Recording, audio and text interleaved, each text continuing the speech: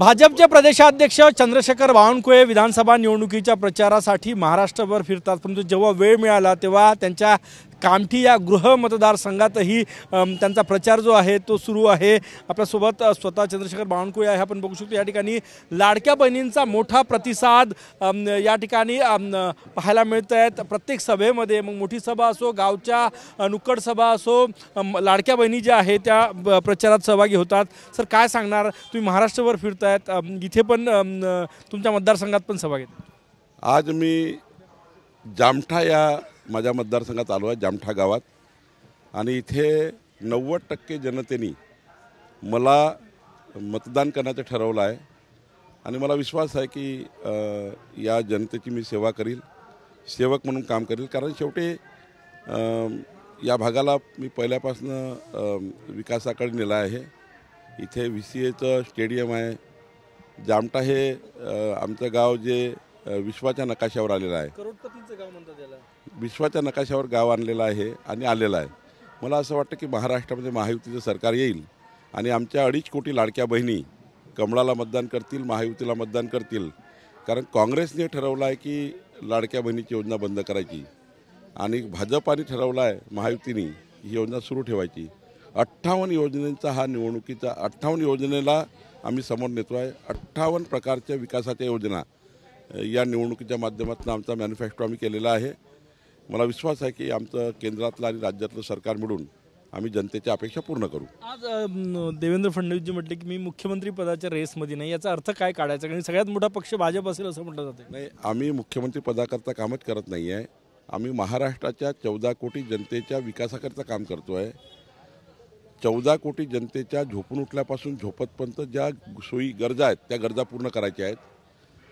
जनतेचं जीवाचं रक्षण करणे आणि जनतेच्या मालमत्तेचं रक्षण करणे ही जबाबदारी सरकारची आहे। ती सरकारची जबाबदारी आम्ही पूर्ण करू आणि जनतेला सुरक्षित ठेवण्याचं काम आम्ही करू। त्यामुळे आमची प्रायोरिटी मुख्यमंत्री बनण्याची नाही आहे, देवेंद्रजीची नाही आहे। आमचे नेते निर्णय करतील काय करायचा, पण आमची प्रायोरिटी आहे 14 कोटी जनतेचा विकास। काँग्रेस नेते पुन्हा एकदा संविधानाचा मुद्दा घेऊन येत आहेत? नाही, ते आता जुनी कॅसेट झाली आहे। आता ते देशाच्या निवडणुकीचं संविधान त्यांनी आणलं देशाच्या निवडणुकीमध्ये।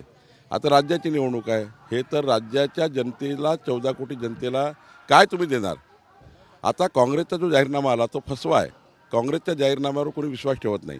हरियाणाने विश्वास ठेवला नाही, कारण तेलंगणामध्ये विश्वासघात केला त्यांनी, आपल्याला कर्नाटकमध्ये विश्वासघात केला, हिमाचल प्रदेशमध्ये विश्वासघात केला। काँग्रेसने जिथे जाहीरनामा दिला आणि सरकार आणले तिकडे पूर्ण योजना बंद झाल्या आहे। पण भाजपाच्या जाहीरनाम्यावर लोकांना विश्वास आहे, काँग्रेसच्या जाहीरनाम्यावर विश्वास नाही। आणि संविधानाचा मुद्दा तर आता राहुल गांधी हे घेऊन डुबलेले आहेत। राहुल गांधींनी संविधानाचा त्या ठिकाणी जे काही मुद्दा उचलला तो ते एका काळाकरता लोकसभेकरता होता, पण महाराष्ट्र विधानसभेच्या निवडणुकीत मात्र संविधाना मुद्दा नाही आहे।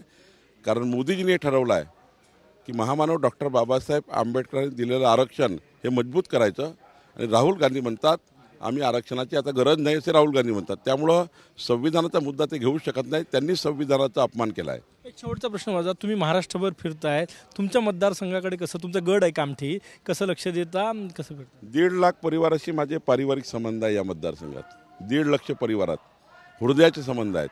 त्यामुळं मला इथली जनता माहिती आहे की शेवटी ते कमळाला मतदान करतील, विकासाला मतदान करतील, कारण विकासाची महालक्ष्मी कमळावरच येतं आणि म्हणून कमळालाच मतदान करतील। धन्यवाद। हे होते भाजपचे प्रदेशाध्यक्ष चंद्रशेखर बावनकुळे, कामठी मतदारसंघात ते प्रचार करतायत। कॅमेरामॅन सचिन सयामसह गजानन नुमाटे, TV9 मराठी, कामठी, नागपूर।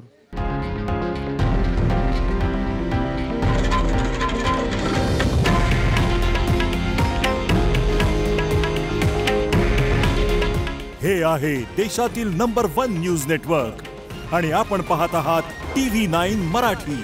काळजी तुमची, हित महाराष्ट्राचं।